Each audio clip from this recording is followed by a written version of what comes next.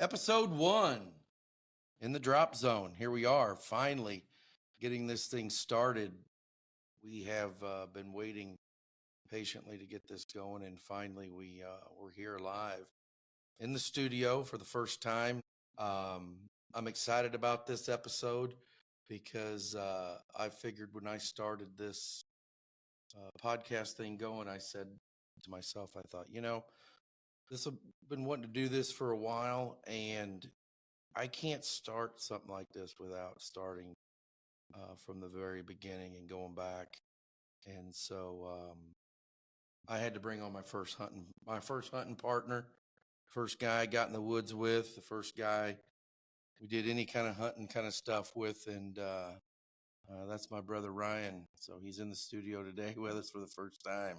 What's up? What's up? So first time, I was thinking when we were going to do this, how to start this out, and I think we only can start something like this out with. When we started deer hunting, we had no clue what was going on. Oh my God.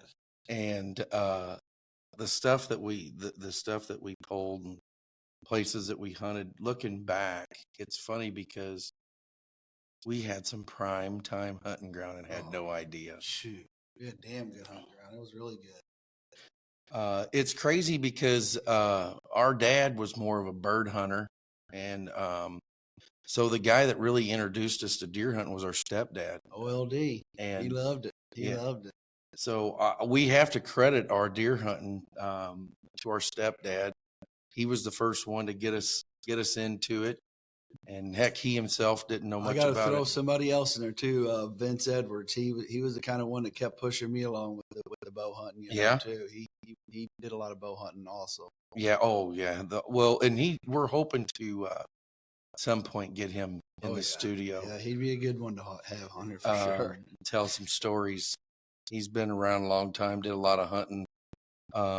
But yeah, we got started when we were young. I think I was in probably the 7th grade, I think, is when I first got my first deer permit.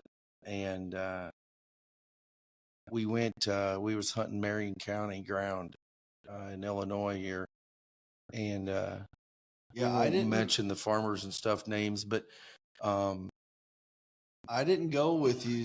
I didn't go with you when you went for your first hunt. When you for your gun hunt that you killed that one doe.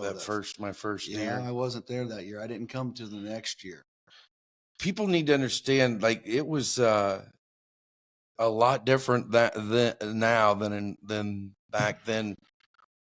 We started off hunting in Marion County, and our stepdad's buddy had some ground and had some grain bins. Yep. And they had a little tool shed in the back side of these grain bins, and we went in and cleaned all that junk out of that little building, and it was little, and turned that thing into. It was an old chicken coop. I think it was an old chicken coop or some kind of like little hog barn type thing. It was, I mean, it just had a little. I don't even know that if they put a false floor in it. I think they ended up putting a floor in it. I think it might even have been a dirt floor, and they put a floor in it to start out with. It could have. And we packed in there like sardines. There was about 8 of us at the time. All on them bunk beds. Yeah, bunk beds, and they had carpet on the walls, and we would sit up at night with a BB gun and shoot mice and rats out of the thing because there's corn in them grain bins right in front. And we did that for a couple years, and then they added on. We added on to it. And made like some leftover lumber somewhere, and then they added on to that place and put a couple windows in there and everything in the kitchen, and then where we first come in, that stayed our mud room, Yeah, and we still had a mud room. Yeah, we still slept in the same place though. You still slept in the same bunk beds. But man, it worked. That's the thing, is it worked. Like we had a did wood it. Stove in there, and the deer. I mean, if we would just had any sense of what we were doing, from today's world now, back then, we would have cleaned up on some of the deer we seen that Well, got away. the biggest thing that I see about it was the acreage that we had to hunt. So you didn't have just a little 40-acre piece here that you hunted. I mean, that we had spots that you didn't have to burn one place out. You could hunt there.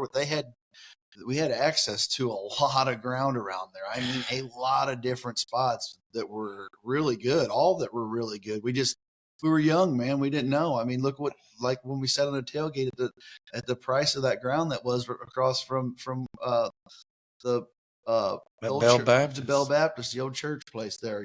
I mean, back then you could get scrub ground, or I call it scrub ground, which should just be hunting ground. It ain't good for nothing other than saplings, hunting. and a few trees here that had already been logged off, and $800 an acre that guy Yeah. wanted for that ground, and we thought that it was was high. like 40. It was like 40 acres, I think. It was that Yeah. little chunk right there where you could make it either go straight and go down to the bottoms, or make that right there, that little square. Why we did not jump on that? But We did. 800 was a lot back then. Yeah. I mean, that was a lot of money. And looking at it now, for as young as we was, yeah, if we could have just got our, looked at the long term now, I mean, you can't even touch a piece of ground for. No, heck no. I would have loved to have been able to take these kids, hunting over there and let them see what that was all about, because that was cool. I mean, you could hunt like if you wanted to hunt. It reminded me a lot of like some of the public hunting that we have not too far from here south. Of places that we go. It's like little Nebraska there. You can get out in there and it's all grassy fields, and you can hunt just little tree line snippets, and then bucks were in and out of there all the time. We just we didn't know what we was doing, and there was agriculture everywhere, and then you could go hunt big timber if you wanted to hunt big timber in the oak trees and stuff like that. They had that too. I mean, and Christmas tree farms, with all the, there was some good hunting up there. I never did get to spend enough time at the Christmas tree farm, and I still to this day think a ton about that ground, because I'd love to have seen the trees that were probably rubbed up in there. We never did get an opportunity to really mess with that piece. And I know that it was prime time. I mean, I remember as a kid one time we were out looking at ground and pulled up in a truck. Remember them monster bucks out there in that field fighting over that? I mean, fighting over that doe. And, now we would have seen something like that and been like, how are we going to get on them? What's the plan to get on them? We just moved on to a new spot. Well, this looks like it'd be good, and we've never seen it again. Right, and then the technology, that plays a big part into that now. How you can get onto them. Once you see them, they're there. Then there's things that you can do to bounce around. The trail cameras and stuff to get on them and make it a lot easier. That we didn't have that back then. Heck, we didn't even have a cell phone back then. You know what I mean? Well, look at that. Meet you back here at dark. That's what it was. I mean, there was no communication. You seeing anything? I mean, later, way later in our years, we got into having them little two-way radios where we would communicate back and forth. But other than that, it was you just seen each other at the truck. And did you see anything? Parted ways in the morning and come back and mid-morning, and parted ways in the evening and come see you at the truck at dark. And it's crazy how much things have changed, even in at our age, from when we started with trail cameras. And these trail cameras now are just. What do you think about trail cameras? I think they're a really good tool. What do you feel about? There's a talk that we are giving ourselves more of an advantage. And like there's states now where you can have trail cameras out west. Some of the states you can have a trail camera, but you can't have cell cameras. Do you think that that's a problem, that we can see these deer now in that food plot on the spot versus you still got to go out there and pull a card, check it, or are you good with it? I mean, anybody in this state that chases big deer, dude, how hard they are to get on. It doesn't matter if you got a cell camera out there or what you got going on. I just think it's a tool to kind of help you pattern a little bit. But them deer, them old bucks, man, they always are doing something different. I don't care what anybody says. I mean, it's unless you're getting them in their right of mind in the rut or something like that, they're doing something different. They never. I very rarely think that they ever take the same path, honestly.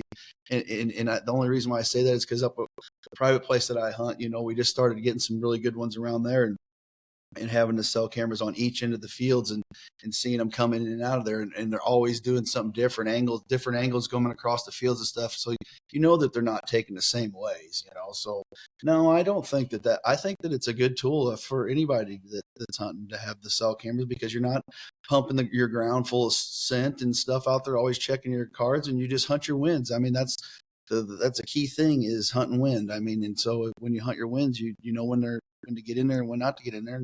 And you got them cameras, to tell you, what's rolling around there. Do you feel like the deer? This question is going to be something I ask everybody that we have on the show and stuff, because I get such mixed just with talking with guys about stuff. How, like one of my buddies that I deer hunt with all the time says he's a firm believer that them big bucks, once they figure out a camera's there, they'll avoid it. He swears that those cameras, that big deer, you still get pictures of deer on them, but he says that he feels like those cameras affect those deer in some way. I'm on the fence. I don't know. I sometimes I think that they might. Does it affect them to not come by? I don't know. I just don't know where I stand. He's said that he's watched. We've had cameras set up, and he's been in a position, and he's watched a deer come up and skirt the camera and go right back where he was going, but just avoided it. And I don't think that the deer are avoiding them because they're getting their picture taken naturally. I think that it's something new, and a big buck don't like new things. But you see him at night. I mean,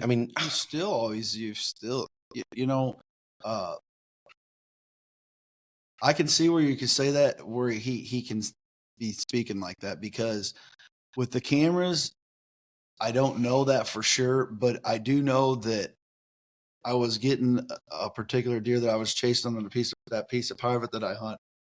I was getting a lot of pictures of this deer on both ends of the fields religiously, and it was not affecting it. And I'm talking all through the beginning of season, till the end of season, all the way till he dropped his antlers.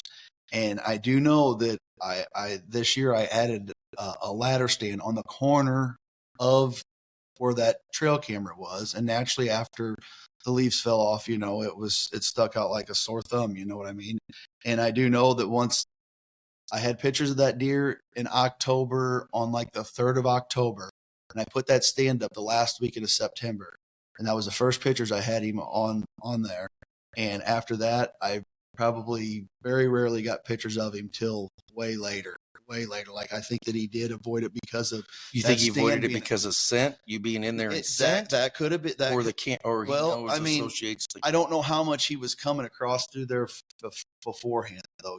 Because I hadn't had my cameras out there with racing. I just hadn't got to getting my stuff out in time, but I do think that stand definitely deterred him. And later on, I guess he probably got comfortable with him, because I did get a daylight picture of him coming back, but he was chasing a doe. So you know what I mean? That all goes hand in hand. Whenever they get in that frame of mind, they do different things and stuff that they would not normally do. That's right. I don't know. I'm all over the place with it. I really don't have a hard feeling on where I'm at with it, because I just think that they're so smart. And it's not so much, it's the camera, the flash, or whatever the camera's doing. It's if he's using a route something new, and all of a sudden there's something new in there that wasn't there before, that's not of the norm to him, then automatically I feel like sometimes in their brain they think, I ain't coming back by here. Well, and that goes with anything. I mean, we all know that they don't use the same travel patterns either. ways. So whether that camera's there or not, they're still using different travel patterns. I mean, you can't have a camera, everywhere in the timber. I mean, you can just know where your go-to spots are and where your rut spots are, where your bucks are rolling through the timber and your rut spots, and that's where you put your cameras. But if you leave them out there, all year long, like I said, when they get in that frame of mind in the rut spots, I mean, that's the ones. I mean, your field edges that you're going to get your pictures of your does and stuff like that. Like you normally do. But when you put them in your rut spots, when they're coming by them, they're cruising, man. They got their mind on one thing. I mean, so, who knows? They are very smart. I mean, I agree 100% with everything you're saying about them knowing something different in the area for sure. For sure. I think for hunters, I think it's most hunters. I mean, it's inventory. It's being able to inventory what's made it, what hasn't made it, what's new. Yep. And then and it does eliminate some time where should I hunt in this pinch point? Well, I've had a camera up here for 4 weeks and ain't seen a deer. Right. Well, maybe I don't need to spend any time in here. So I think they're definitely a necessity. I'm glad we have them. And you can move it like you just said. Okay, I've had this camera in here for a month, and it's in a pinch point. I ain't seen nothing, so I ain't going to go in there. And then you go get that camera out there, boom, and you move it somewhere else. And as you're walking into your tree stand, I always carry a spare trail camera in my backpack. Normally, out of 99% of the time. And if I'm walking through somewhere and I see something, I'll just throw it up. Ever since I've started getting the cell cameras, I've only had them. This is only my third year of having them, so right. I haven't really had them that long. Well, they've come a long way. Oh, yeah. It's kind of crazy what they're capable of now. And there's so many different brands. I'm not going to go into all the different brands. I think the thing with trail cameras is you got to research them, find what you like, what you want them to do for you. And then, I mean, anymore, they're all capable of doing the same thing. It's just, some have better things than others, and you got to figure out what you like or what you need or what you want. I know the kind that we use I like because I can share my login information with my buddy that I hunt with, Eric, and both he can see them too. And it's good for me because he lives closer to where we hunt. So if he's seeing something, he can go out and change things around where I'm an hour and a half away from there. So it works out great for us because he can see the same thing I'm seeing and adjust things. So I love having them. Another topic I wanted to discuss with you that's a hot topic for people is where we're at with crossbows now, because it's a heated subject. A lot of people discuss it. There's a lot of archery hunters that don't like it. Not so much they don't like the crossbow. They don't like how they've implemented, where crossbow hunters can hunt the whole archery season. What do you think? Because let's be real, it's put twice the people in the timber now than what used to be in the timber. 100% in the archery season. So more people around, more people pushing deer, moving into areas that they would never be there unless it was a certain season for them. I don't think that crossbow hunters are bad hunters. I'm not going to down people that use a crossbow. No, it's just another avenue of enjoying the outdoors and hunting and that, and at the end of the day, that's what the end of the goal is. We want to try to get more people in the outdoors because it'll keep these kids, out of trouble and doing the right thing and teaching them, Do you think we should just have a season? Like a crossbow season, or do you think it's okay to just run it with the archery season? 100% age restriction.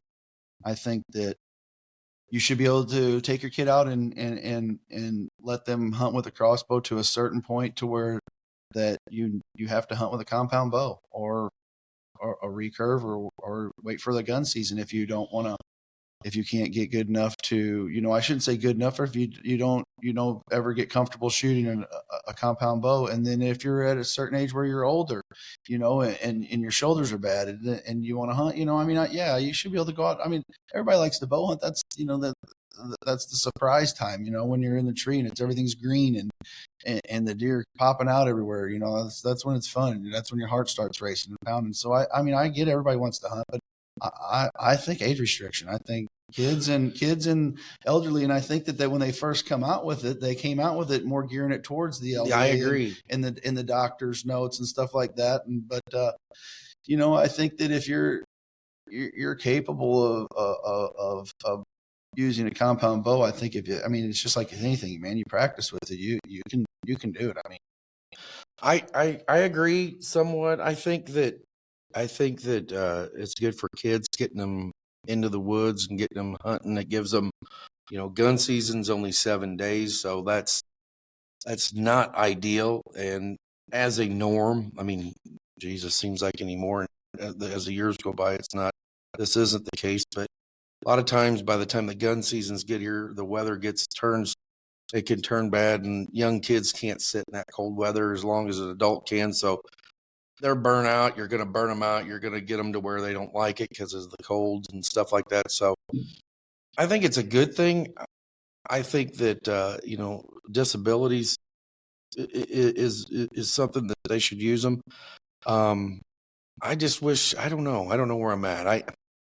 I think that the reason why I say it is because you hear two people talk all the time. And I think a lot of people's mentality, and not all, I'm not going to say all, but I think a lot of people's mentality is they look at a crossbow, and I'm telling you, they don't look at them as they do a piece of archery equipment, because every little twig and limb when you hit with an arrow deflects, and you're missing your target. These things are no different. And the way people hold them, shoulder them, their brain thinks of them as a gun. They take shots that they wouldn't have probably took if they had a bow in their hand. And now there's people we're wounding more. I just think that that their people don't understand them like what they really are. Well, I mean, yeah. And not all. I'm not going to say everybody. Right. And I get it 100% what you're saying with that. But as far as like the wounding thing, I mean, to me, the whole thing with making somebody use compound bow, to me, is the reward.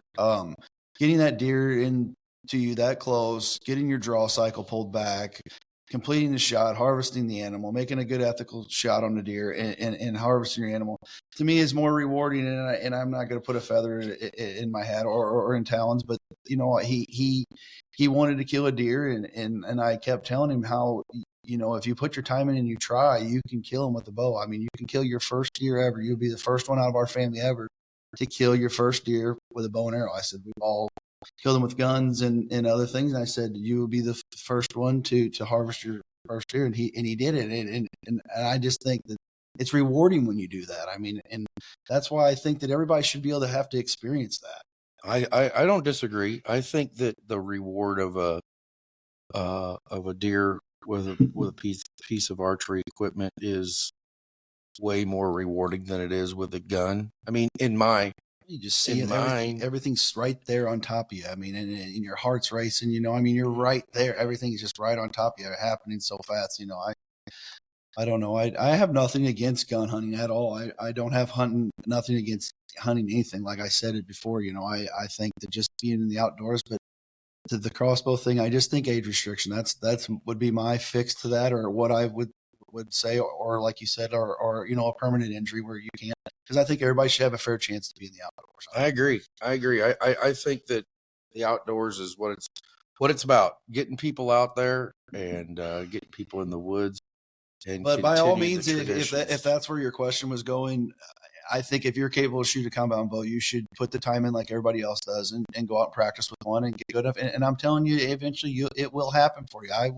I don't know how many I missed and had, before, and slung arrows and did the same thing, and eventually it works out.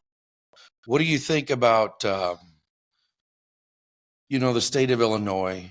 If you ask me, my personal opinion is, with having more people in the woods now, I think there's more people in the woods now than there ever has been.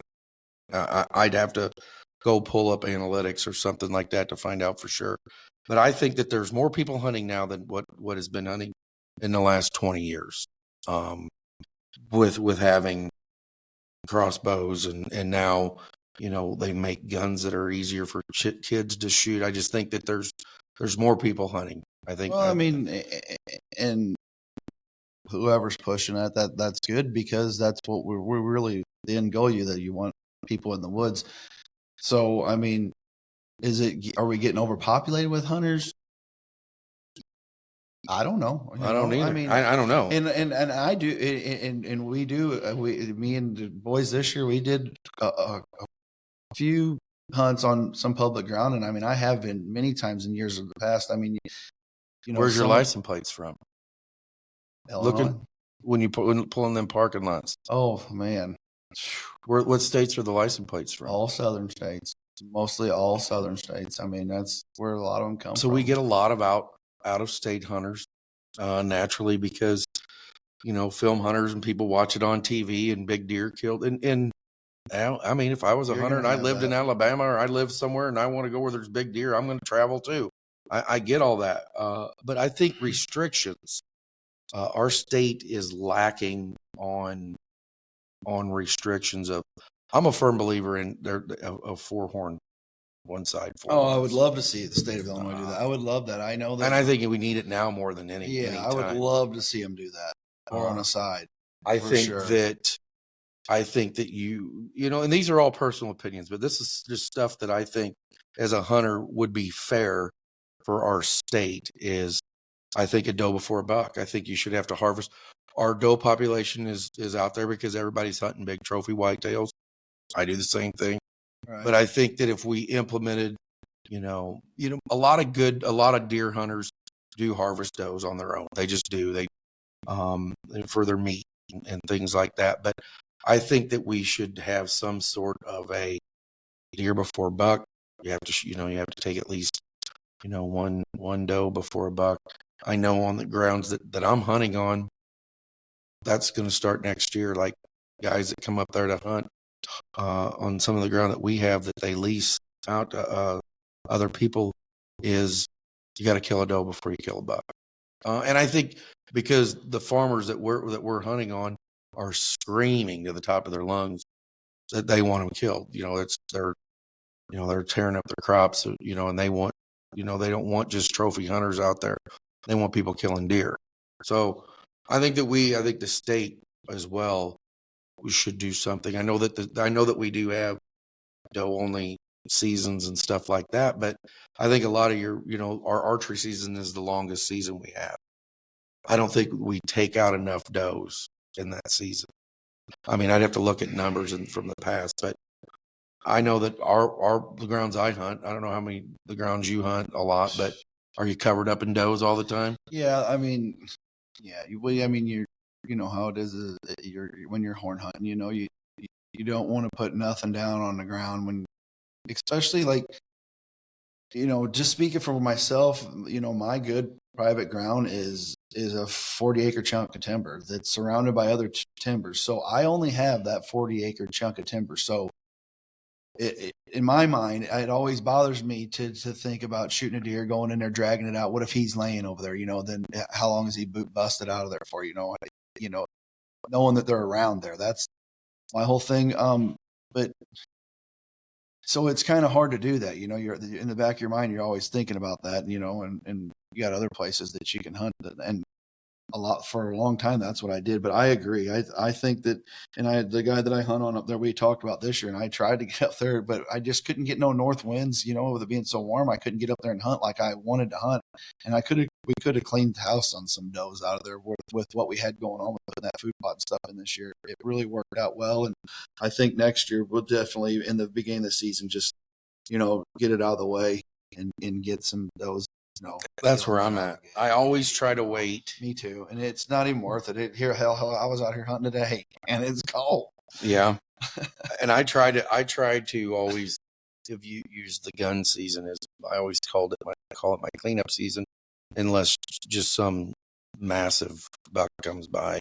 But I always try to use the gun season to just shoot does, for the farmers, to try to help them out too, because especially your farmers that got land that they're crop farming. some people just have hunting ground, Right. and that's fine. They can do however they want. But I know a lot of the county that I hunt in, a lot of the farmers are just screaming does. We need you guys killing does. We need does killed. So we're going to work on that ourselves. Bows have come a long way in the past few years. I know when I started out, I asked for a bow for Christmas. Dad bought me this bow.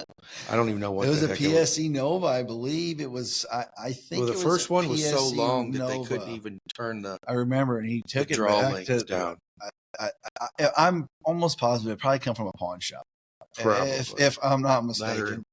or Or some deal on a job yeah, or somebody had something, one on but- a job, or somebody got it from the pawn shop for him, and gave it to him. But he took it back somehow and traded it in for another one, didn't he? And come back with something different, or what? Come happened? back with another one, but everything the draw. Nowadays you can adjust these draw lengths on it. These things. I mean, I remember the first bow I They were hunted all with, wheels. when I drew back. I mean, the string was way back behind. I mean, I couldn't even. It would have been a miracle to kill anything with it. And then naturally, I kind of fell in once I got a little older. Kind of knew what was going on. But like my first bow that I killed a deer with was it was a PSE whitetail too, and I bet PSE that thing whitetail was too. slow as That was a probably. snail. I wonder if that bow was a cam bow or if it was a wheel bow. It was cam. It was cam. Yeah. It was like when they first started coming out with cams, because they made like a whitetail 1 and then a whitetail 2, I think. And I hunted with it for a few years, and then I ended up with Hoyt, and I hunted Hoyts for a long time. Was as I did too. A long time. Yeah, I had many of them. Good bows. Yeah, real good They were bows. good bows. Now I'm shooting an Elite. I'm happy with it. It's a good bow. But they're all like, if you go to these bow shops now and you line these bows up,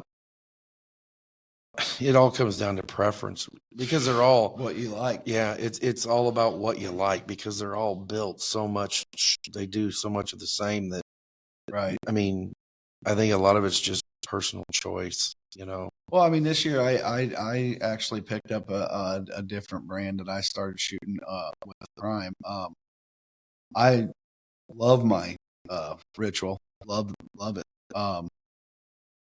But I shot probably three different ones before the one that I ended up with, and there was the inlines that I started out shooting in, and it was the whole time was the bows shot good.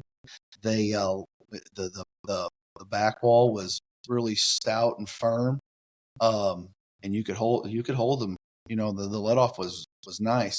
But the draw cycle, I tried the inline 3 and the inline 5, and I just couldn't get the draw cycle. And the guy that I deal with my bows, Gary Towle and Carlisle, he told me that he was shooting this Revix, and it's like, well, I'll try that. And he had one come in that was a leftover, so I went down there and I bought that and I shot that. Now I really like that bow. It shoots a lot like my Elite as far as the draw cycle is really smooth like my Elite. But the back wall is just a little bit different, and it's got a really good back wall. But it is definitely personal preference on that stuff. Some people like that stiff draw cycle. I just and that was what the whole thing with the both the inlines is. The draw cycle was really, really stiff, and I couldn't do it. I just didn't like it. They shot good bows. I mean, it shot good. It was accurate. Had no issues with anything else. It was just I couldn't get used to the draw cycle. So as your personal preference is key. Yes. What do you think about those first ones when they had like 30%? Oh man, Shooting 60, 70 pounds on 30%, you're holding on. You better be on you got to be on your game. I mean, you got to be able to get that thing drawn back and be able to get rid of that arrow. How many times was you ever drawn back and you had to let her go because you couldn't hold it no more? Oh yeah. I mean, many times. Spook deer arrow flies off the end of your string when you're trying to let it down on the ground. It goes, sticks the broadhead right into mine. Yep. Gone, tails, nothing but tails. Oh my land, they've come a long way. The bows have just come along. All the equipment has just come a long way. Well, yeah, I mean, you can get drawn back so early now, especially on your big deer, because you're as well as I do that your bucks when they're coming in there, they're checking everything out, man. They're weary, and like unless they're in the heat of that moment. They're checking everything out. So, you can get your bow pulled back early and know when you're at your window, you got plenty of time for them to get to the window. I mean, I've watched stuff on guys on YouTube. They hold that stuff back and they'll have their timer on there. And some of them are over, 2 and 3, 4, 5 minutes. These guys are holding these bows. You ain't back. doing that with them 30%. No. I don't care who you are. No. You ain't doing that. I mean, even we started talking about this and then I started thinking about I was never one to hunt out the climbers at first. You always liked them. I was always scared of them. I didn't like clanging things around them. And I can remember some of them first climbers were just rattle traps, dude. I mean, them things They used to make fun of me because I could hear you when we was hunting up at by Fillmore. Yeah, we was hunting up in there. Yeah. I mean, I could hear you I could hear you get set up. Oh, I know. And then up the tree, clink. Man, I'll tell you what though, I left that climber that you're talking about. I left that climber on that tree for I don't know how many years in the woods, and it was an old steel one, so it had angle iron that went onto the tree, Death all traps. angle iron. And I left that. I killed a lot of deer out of that. That was a good spot. Yeah, that so spot I killed a lot of deer out of there, man. That was just a naturally good spot. Yes, I slayed some does out there. I know that. I killed a lot of does out of that place. We've had some good hunting areas, man, over the years. Some good ones. Yeah, it's always.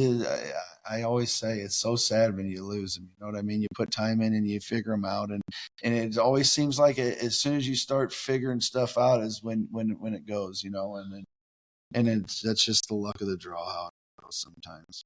What's some stuff you got going on and stuff that you think about with? Well, I mean, when you said you wanted to start doing this podcast, I had to aggravate you, and you was trying to tell me, how we need it.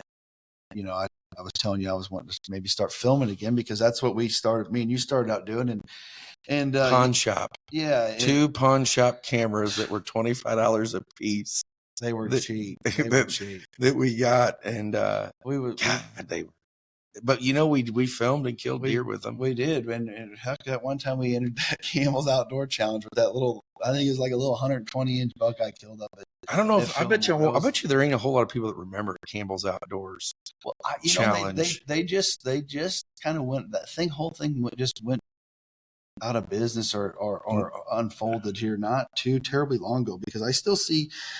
As I was looking for cameras, I still see some of their stuff on for sale on the internet, with where, how they always had the camouflage skins and stuff on their stuff, and it had the Campbell and the deer on it, Yeah.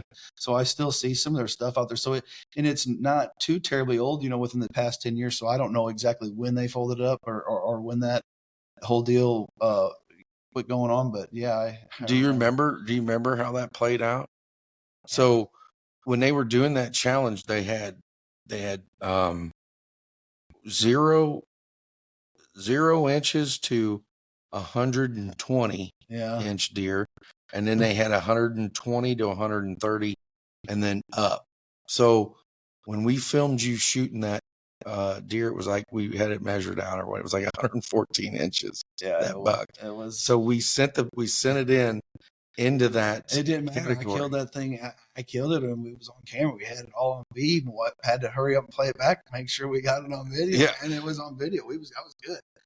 And we got second place. Growing up, that's all we thought about. I mean, that's all we watched was all them guys hunting on all the videos. I mean, yeah, we wanted to try to be like they were, We got second place out of that deal. I remember we got that box in the mail, and it was 2 T-shirts, 2 stickers, and I don't know, there was some other garbage in there, and then when I remember watching the episode of the people, because if you won, then you got invited down to film hunt like on their ground for another competition.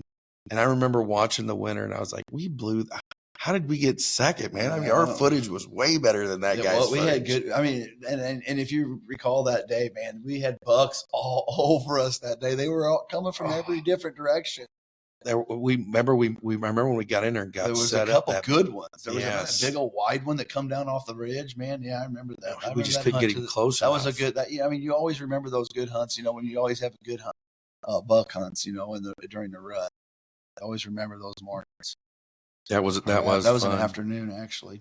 That was fun, man. That was fun. But yeah, go ahead. What else? But I mean, that's was the whole thing, you know. And where I hunt, the private ground that I hunt on, you know, after you and I we separated kind of hunting. You kind of went your way, and I was doing my own thing, you know, and I was hunting up at Sean's lot, you know, and you know, I got kind of started hunting with his boy. You know, he's no longer with us. You know, me and him become hunting partners, and that's kind of who I started hunting with, you know. And there towards the tail end, you know, him and one of his buddies, you know, me and him hunted together a lot, like every weekend we hunted together, and during bow season, and then him and a couple of his buddies, they started wanting to get into doing some public stuff, because I was doing some public stuff then, you know. And my biggest deer to date was killed off public ground, you know. So I'm all about public ground. I love it. I love new things. I love new challenges. I've just been trying to get, you know, your boy Furby and Talon into hunting in the public stuff, because it's fun. You see different stuff, and so I got into to doing all that, and I like to hunt the public ground too, you know. And I think that, you know, well, I think keeps tons of pressure off of your good hunting ground, and until I think that's why the caliber, and he started doing that too, and I think that's why we're starting to, you know, God rest his soul, because I wish he was still here to see his property the way it developed, you know, now that we don't pound it all the time, you know. Me and him pounded it until he branched out and he started hunting with one of his buddies, and they got into the filming, and that's what intrigued me this year. You know, I was sitting out there thinking, I was like, man, they, you know, and I walked by one of his stands out there, and they still got an old camera arm on the side of it, you know, and I'm like, man, I got my kid now, you know, he's ate up with it. My nephew's ate up with it. I said, what better way? I mean, get some cameras in the woods and do the same thing that we did, man. It was fun. I loved sitting in the tree with you. Didn't you? I mean, it was fun. And that's what he did with his buddy, you know, and actually his buddy Quentin, he's been filming for some Midwest whitetail stuff, and he's been doing good. He's still stuck with it. You know, I kind of been picking his brain, you know, on some of the stuff, you know, about the cameras and stuff, you know, and we just bought 2 used Canon G20s just to give these guys to start beating around the woods. You got to start somewhere. Exactly. So, and equipment's come along. Yeah. It's come a long way on prices too, buddy. Let me tell you, just getting all that stuff started it's crazy, because I remember when you start bringing that up now. And I remember when we killed that first deer on camera. We were hunting in a tree line that was 20, 30 yards wide. We tromped back to the back of it. And we hadn't even hardly got set up. We was up in there trying to get ready, and them deer come down through there, and I shot that first one. And man, I think we had a video camera where I think I was filming with the camera that the whole back thing of it was a screen. I don't even think that you looked through a scope. I think the whole back thing of it was a screen that when I filmed that. But I remember we ran out of arrows. And had to climb back down and go down there and get more arrows, because we'd shot all the arrows up, and we ended up killing a deer out of the deal. But we did. That was our first actual. Yeah, of course, you had to be the first one. I mean, you had to be the first one with everything. I mean, yeah, that was our actual. We had to make sure you got one on camera before I could. But you got the one that we got to send in. So what are you complaining about? I know, because I whatever. I'm just because I was better behind the camera. No, big time better. You know, I was. I was way better behind the camera. You couldn't hold steady all the time. I had a better steady arm. Well, you're probably right. That's because I was better at making sure to get that arrow where that arrow needed to be. You know, at the end of the day, to go grab that rack. You know. I don't know. But no, I mean, honestly, you know, when you told me you was going to start this podcast thing, you know, I was teasing you, you know, that I was going to do my own thing, but no, I fully want to do it with you. And I think that how can you have a podcast with not having, you know, stuff going on out in timber? No, and I'm glad you got to have that, you know, and with these young kids that we got in our family, you know, even like Trevor Warnicki's growing up, you know, a young kid growing up wanting to hunt. Drake Delaney's going to be my first. He's going to be my shotgun hunt next year. I'm going to put him on, you know, I've hunted with his dad. You know, he was another hunting partner, you know, after I lost little Sean, you know, I started hunting with Delaney, you know, because like I said, you was doing your thing up there, you know, and I started hunting with Delaney, you know, and his boy, we've had him on we drug him through the timber all the time, you know, he barely even walk, you know, so that kid's legit. He is definitely, I'm ready to get him on a compound bow. He's about ready. I've been, you know, aggravating Brent a little bit. You know how we got to do that. Oh, yeah. You know? And trying to push, and we get him on a compound bow. I'd definitely like to get him, you know, behind the camera because he's a character anyway. You know how that is. Well, he's the president of the youth division. Yeah, he loves it. Yeah, he's a good little hunter, man. He's going to be on. He's going to be on the show. He's definitely outworked his daddy in the hunting department. I know that. You know, at such a young age. Well, this is our first one, and I said whenever I started this, I think what we're going to try to do is maybe 1 or 2 a month in the off season. And then I think as we roll into September, and get into the deer season, and once we are all back out in the woods and rolling, because now we're all hunting in all these different directions, that we can reconvene. And if we can make it happen, I'd love to do like a show a week, you know, once we hit the hunting season, and recap the week and get other guys in that are out hunting and talking hunting. And if we can do 1 a week during the hunting season, great. If we can't, we'll make it work. But we got some neat things coming through the off season. You know, I think that I'm going to try and get there's a foundation. I've had John on before we were really podcasting. We were doing some stuff on Facebook, and I had John Burke on with the Jared Burke Foundation, and it's a great organization. They're getting ready to have their annual fundraiser, and I talked to Johnny. I'm hoping to get him back on before that fundraiser starts and talk about that and promote that a little bit, because it's so big now you can't even get a ticket to it, but they have it set up where you can sit at home and bid on things that they got, and they get some great stuff for it. It goes to a great cause, and I'm not going to go into that. If I can get John on, I'll let him explain all that. Another guy that's, I don't know if you follow him or not, that he's amazing, that I'd become friends with, is a guy from, he's over clean on the other side of Effingham, by Effingham, and his name's Ron Slifer. He's got a hound service, and he runs his own Facebook page, and he's got stories with every deer that he finds with his hounds, and some of the stuff that's happened to him over the last 2 years is crazy. Ron's agreed to do a show with us, so we'll have him. He's going to be coming up. Another good one's going to be. It's funny. It's funny that you bring that up. You know, from you introducing me and showing me who Ron was through all the hunting and stuff. You know, I've always, you know, I've known, you know, yourself, me. I mean, I've lost deer. You know, it's happened, and it's the most gut wrenching thing. And I've had buddies that lose them, you know, and it kind of intrigued me that I went out and got myself a bloodhound, and that we actually put her on her first track this year. It was just really easy. Talon had a good heart shot on a doe, and it was, you know, maybe an 80-yard track, you know, in the dark, you know, but it was the wildest thing that I'd ever done, you know, as far as being in a timber whenever that dog hit that trail and took off. I mean, it was like, there's no holding them, you know. No, dude, he's got some stories. It's going to be, it's neat. I can't wait to get him in. I'm hoping I can get him in the studio. If not, we might have to do it satellite where he calls in. But the stuff that he's encountered. Yeah, I'd like to be a part of that for sure, because he got shot. I mean, there's just he's so much. I want to let him tell the stories, because it's amazing. So he'll be helping hunters. You know what I mean? Yeah. That's what his whole thing is, that to help hunters. You know, whenever you get into that situation, because you know as well as I do, that is a sad situation. And it happens. Oh. I mean, if you're it doesn't even matter if you're gun hunting. It happens. I mean, bad shots happen. We got another couple we're going to have on is I'm going to try to get, he said he'd come on, is Scott Ottmer.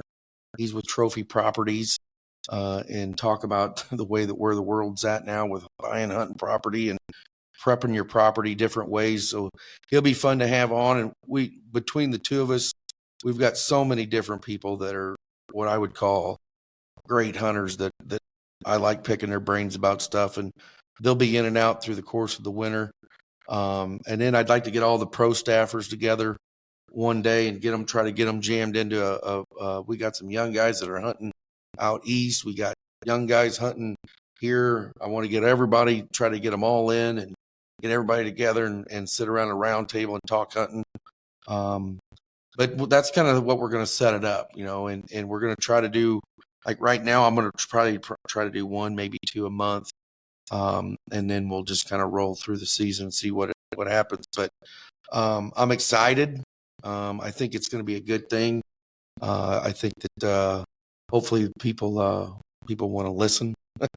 Maybe they will, maybe they won't. I don't know. I mean, like I told the boys over all the film and stuff, I said, I mean, you guys don't know how much camaraderie you guys will build together, hunting together, sit in the same tree, the encounters you're going to have with deer and the harvests and stuff like that. And if the only people watch it's your family and your friends, then so be it. Yeah. I mean, I've just always thought that it was fun, and I've been wanting to do it for a long time. And finally I said, this was the year. I said, we're going to do it. We're just going to do it.